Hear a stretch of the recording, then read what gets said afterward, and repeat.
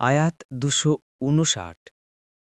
أو كالذي مر على قرية وهي خاوية على عروشها قال أنى يحيي هذه الله بعد موتها فأماته الله 100 عام ثم بعثه قال كم لبثت قال لبثت يوما أو بعض يوم قال بل لبثت 100 عام فانظر إلى طعامك وشرابك لم يتسنى وانظر إلى حمارك ولنجعلك آية للناس وانظر إلى العظام كيف ننشزها ثم نكسوها لحما فلما تبين له قال أعلم أن الله على كل شيء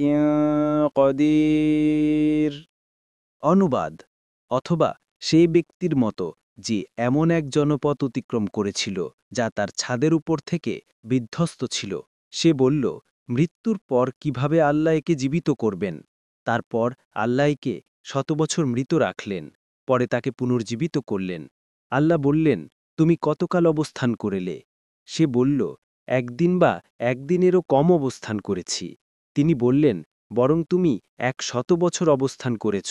সুতরাং তুমি তোমার খাদ্য সামগ্রী ও পানীয় বস্তুর দিকে লক্ষ্য করো, সেগুলো অবিকৃত রয়েছে, এবং লক্ষ্য করো তোমার গাধাটির দিকে।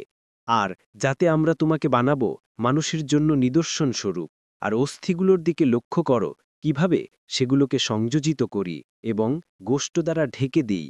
অতপর যখন তার নিকট স্পষ্ট হল, তখন সে বলল, আমি জানি নিশ্চয়ই আল্লাহ সবকিছুর উপর ক্ষমতাবান।